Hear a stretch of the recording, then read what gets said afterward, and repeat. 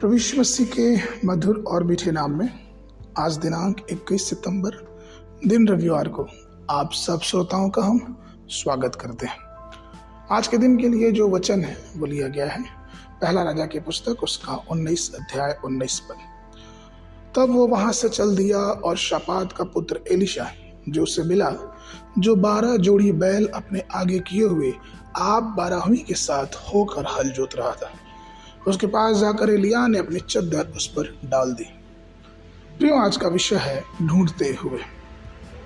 हम सब जानते हैं कि एलिया एक महान भविष्यवक्ता था। बाइबल कहती है कि वह साधारण व्यक्ति नहीं था, लेकिन साधारण व्यक्ति होने के साथ साथ एलिया एक महान भविष्यवक्ता भी था। महान भविष्यवक्ता अपने लिए किसी सेवक को ढूंढ रहा था। वो चाहता था कि उसके बाद उसकी सेवकाई को कोई अपने ऊपर ले, और जब वो एलिशा के पास पहुंचा तो उसने अपनी चद्दर उसके ऊपर डाल दी।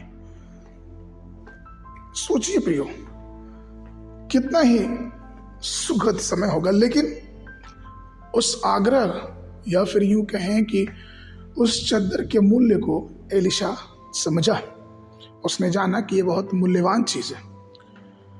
उसी प्रकार से प्रियो, हम देखते हैं कि जक्कई को प्रभु यीशु मसीह ढूंढते ढूंढते उस पेड़ के नीचे आ गए, गुलर के पेड़ के नीचे पहुंच गए।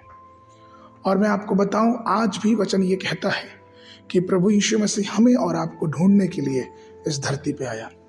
लूका 19:10 कहता है, क्योंकि मनुष्य का पुत्र खोए हुए को ढूंढने और उसका उद्धार करने आया। उसका प्रेम कितना महान है कि हम जब पाप में पड़े हुए थे तो वो हमारी दुर्बलता में हमारी सामर्थ्य बना, वो हमारी बीमारी में हमारी चंगाई बना, वो हमारे दुख के आंसुओं में हमारे आनंद का कारण बना।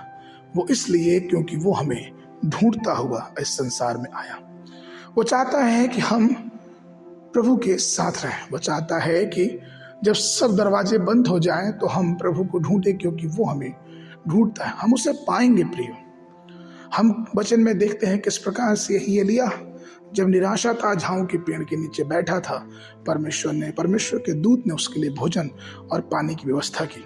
यही एलिया जब भूखा था तो सारपत की विधवा के घर में परमेश्वर ने इसके लिए इंतजाम किया। प्रियो, हमारा परमेश्वर जब हमें ढूंढता है तो हमारी सारी बातों का इंतजाम भी वही करता है। इसलिए प्रियो, हम उसकी बुलाहट को अपने जीवन में समझें।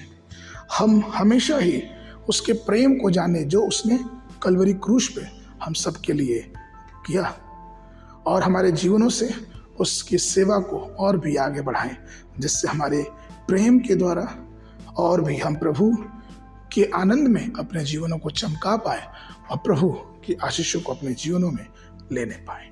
आगे के मनन के लिए निर्गमन की पुस्तक उसका 20 अध्याय 24 पद। मेरे लिए मिट्टी की एक वेदी बनाना और अपनी भेड़ बकरियों और गाय बैलों के होम बलि और मेल बलि को उस पर चढ़ाना। जहां जहां मैं अपने नाम का स्मरण कराऊं, वहां वहां मैं आकर तुम्हें आशीष दूंगा। बाइबल अध्ययन के लिए सुबह के समय सबोपदेशक की पुस्तक उसका 7, 8 और 9 अध्याय, संध्या के समय 2 कुरिन्थियों उसका 13 अध्याय। परमेश्वर आप सबको आशीष देवे।